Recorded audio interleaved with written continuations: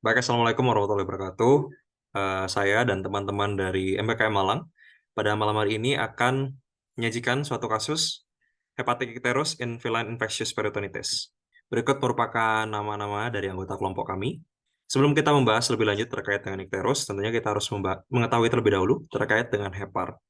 Hepar sendiri merupakan salah satu organ yang berperan cukup penting dalam proses digestif, dan secara fisiologis fungsi normal dari hepar itu ada beberapa fungsi. Yang pertama ada produksi dan juga ekskresi dari bile atau empedu, kemudian berperan dalam metabolisme dari bilirubin, karbohidrat, lipid, xenobiotik, kemudian melakukan sintesis dari protein dan urea, dan juga yang terakhir berfungsi dalam sistem imun. Dalam hal ini, sebelum kita membahas lebih lanjut terkait dengan ikterus sangat erat kaitannya dengan proses metabolisme dari bilirubin, di mana di bagian sebelah kanan ini merupakan pathway dari bilirubin metabolism. Yang pertama, hemoglobin dan juga hemoprotein lainnya yang berasal dari darah, itu akan diubah menjadi bilirubin. Bilirubin yang ada di dalam plasma, itu merupakan jenis bilirubin yang unconjugated bilirubin, atau bilirubin yang tidak terkonjugasi.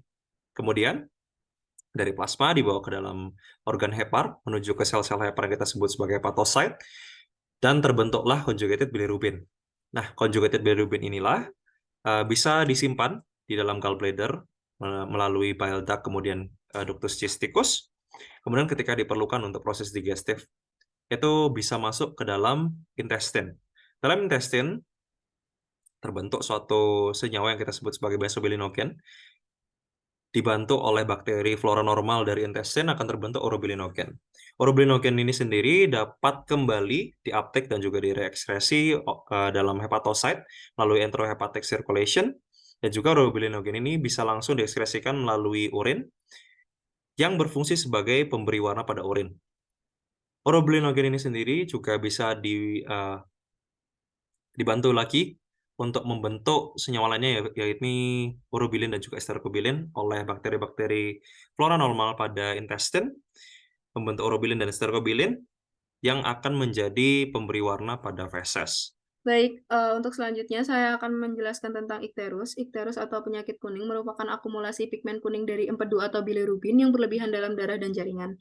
Hepar yang normal dapat mensekresi bilirubin dalam jumlah yang banyak. Pada jaundice, terjadi hiperbilirubinemia atau ketidakseimbangan ekskresi, kolestasis dengan hiperbilirubinemia yang ditandai dengan jaringan yang berwarna kuning dengan konsentrasi serum bilirubin lebih dari 2 mg. Dalam jangka waktu yang lama dan tanpa penanganan akan terjadi perubahan warna pada sebagian besar permukaan tubuh termasuk pada kulit. Pada kucing yang menderita ikterus gigi, sklera, dan pine akan terlihat berwarna kuning. Kemudian untuk faktor resiko dari ikterus ini sendiri adanya indikasi investasi parasit kutu, infeksi virus leukemia pada kucing, feline infectious peritonitis, penularan penyakit endemik cacing hati atau fasciolasis, penyakit jamur, anoreksia berkepanjangan, konsumsi obat-obatan, dan intoksikasi. Baik, selanjutnya secara garis besar, ikterus dapat terjadi secara prehepatik, hepatik, dan poshepatik. Mari kita bahas satu persatu. Yang pertama itu prehepatic ikterus, di mana ikterus pada jenis ini biasanya terjadi karena destruksi dari red blood cells. Kemudian juga bisa terjadi karena adanya hemolytic anemia, baik itu intravaskular ataupun ekstravaskular. Beberapa common case yang bisa terjadi pada prehepatic ikterus itu bisa terjadi karena hemolytic anemia, bisa karena immune mediated hemolytic anemia, kemudian ada Hens body anemia, kemudian juga prehepatic ikterus ini juga bisa disebabkan karena zinc or copper toxicity, kemudian juga bisa terjadi karena adanya hematom yang besar dan juga hemoragi pada intramuskular.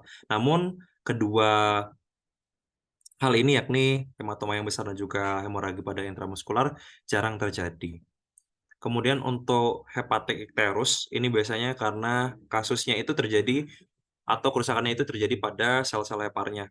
Terjadi karena hepatoseluler, itu baik terjadi injury, nekrosis, ataupun disfungsi, yang mengakibatkan ketidakseimbangan atau ketidakkemampuan untuk melakukan konjugasi, kemudian untuk uptake dan sekresi dari si hepatocyte, kemudian bisa terjadi intrahepatic kolestasis dan juga terjadi jaundice. Beberapa common case yang bisa mengakibatkan hepatic ikterus bisa terjadi karena acute liver failure, entah pada anjing dan kucing itu yang biasanya terjadi berupa intoksikasi berupa acetaminophen atau paracetamol. Kemudian juga bisa terjadi chronic hepatitis, entah karena cirrhosis, juga bisa karena terjadi pada kucing, bisa terjadi hepatic lipidosis. Dan juga yang akan kita bahas pada kasus ini adalah feline infectious peritonitis. Yang terakhir, bentuk poshepatik. Ini merupakan salah satu jenis ikterus yang dimana terjadi karena penurunan ekskresi dari bile atau pigmen empedu itu. Kemudian ini akan berjalan yang mengakibatkan rupturnya dari bile duct atau gallbladder di dekat duodenum, yang manifestasinya itu akan tampak jaundice, abdominal effusion, dan juga chemical peritonitis. Beberapa penyebabnya ini ada EHBD atau extrahepatic bile duct obstruction, baik itu karena cholelithiasis, kemudian ada gallbladder disease, kemudian ada disorder of bile ducts, bisa terjadi cholelithiasis juga di sana. Kemudian ada pancreatic disorder, pancreatitis, pancreatic carcinoma maupun abses. Kemudian ada duodenal disorder berupa duodenitis dan yang lainnya. Dan yang terakhir ada bile duct or gallbladder rupture. Baik, selanjutnya adalah sinyalmen. Bisa dilihat di sini ada gambar kucing, namanya kucing bobo. Ia merupakan kucing beri domestik dengan jenis kelamin jantan yang berusia 1 tahun. Berat dari si bobo ini cuma 2 kg dan dia berwarna bicolor tabby. Selanjutnya ada anamnesa dari Bobo. Bobo itu datang bersama ownernya dengan keluhan nggak mau makan, lemas, demam, muntah, dan berat badannya itu terus menurun. Namun demikian, perutnya si Bobo ini semakin membesar. Di rumah owner, terdapat beberapa kucing lain yang dipelihara bersama Bobo. Baik, untuk pemeriksaan fisiknya, untuk suhunya yaitu 39,8 derajat Celcius. Untuk suhu sendiri ini adalah naik, dikarenakan untuk suhu normal pada kucing yaitu 37,8 sampai 39,5 derajat Celcius. Untuk respiratory rate-nya 60 kali per menit, sehingga dapat disimpulkan untuk respiratory rate-nya ini adalah naik. Untuk respiratory rate normal yaitu 20 sampai 30 kali per menit. Untuk tipe respirasi yaitu abdominal. Untuk frekuensi pulsus 140 kali per menit, yaitu dapat disimpulkan bahwa frekuensi pulsus pada kucing FIP ini adalah normal.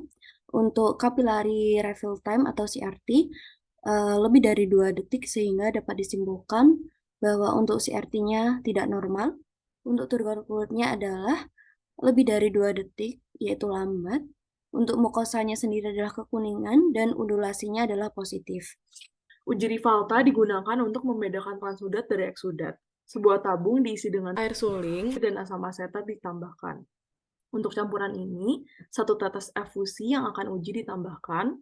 Jika drop menghilang, tes ini negatif menunjukkan transudat, dan jika drop ini mengendap, tes ini positif menunjukkan eksudat. Diagnosa banding, yang pertama dengan penyakit toksoplasmosis, tidak berhubungan dengan hiperglobulinemia, lalu ada limfotik kolangitis, terjadi peningkatan enzim di liver, lalu ada neoplasia, hasil sitologi, diagnosis, limfoma mirip dengan sel inflamasi campuran, ada juga pankreatitis, yang terjadi hiperbilirubinemia, namun efusi jumlah sel yang rendah, retroviral infectious, feline leukemia virus, sering terjadi di kucing muda dan semua jenis kelamin.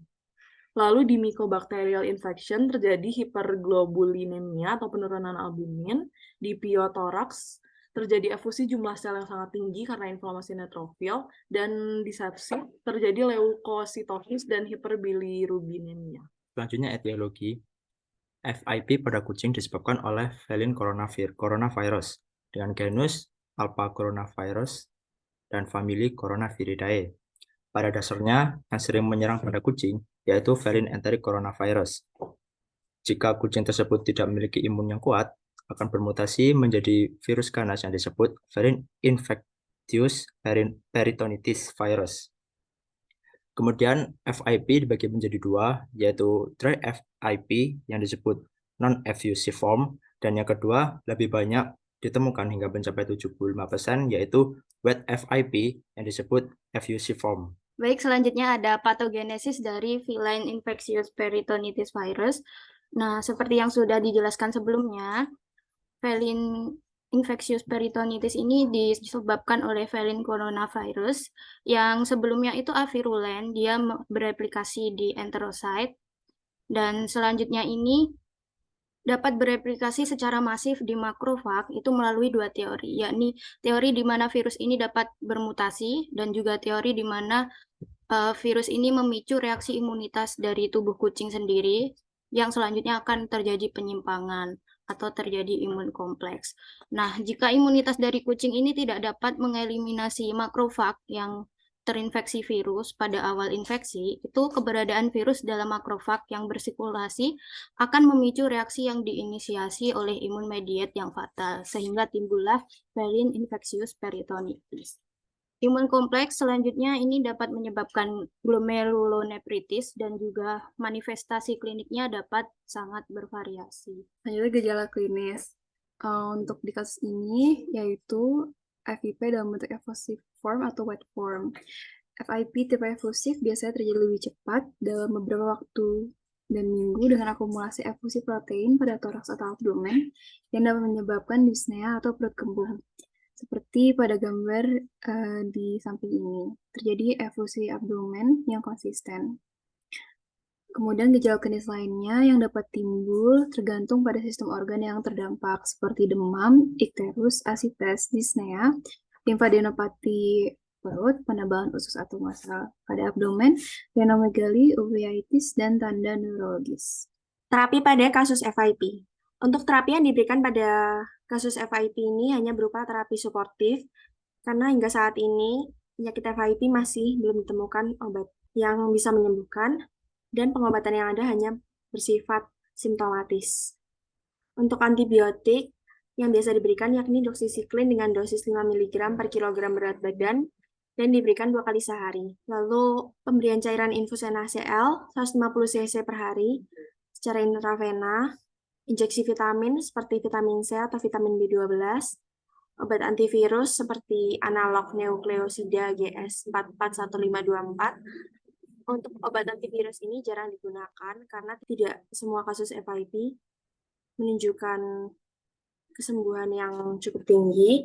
Namun pada beberapa studi kasus menunjukkan bahwa analog nukleosida GS 44154 ini dapat menghambat FIP virus. Lalu terapi berikutnya yang bisa diberikan yakni drainase cairan. Oke, selanjutnya yaitu part terakhir yaitu kesimpulan. Di mana untuk kesimpulannya sendiri itu efaktik ikterus merupakan salah satu tanda atau sinyal dari kucing yang sedang atau terinfeksi VIP. Nah, ikterus ini akan semakin diperparah apabila memang kucing tersebut sedang menderita FIP sendiri. Nah, sebelumnya itu FIP itu merupakan salah satu penyakit parah dan biasanya bersifat fatal yang disebabkan oleh virus corona pada kucing. Nah, virus corona ini merupakan keluarga dari virus, di mana terutama menyebabkan infeksi pada saluran pernafasan. Penyakit ini memiliki gejala klinis seperti dyspnea dan lainnya. Dan salah satu gejala lainnya yang sudah dibahas yaitu terkait dengan ikterus.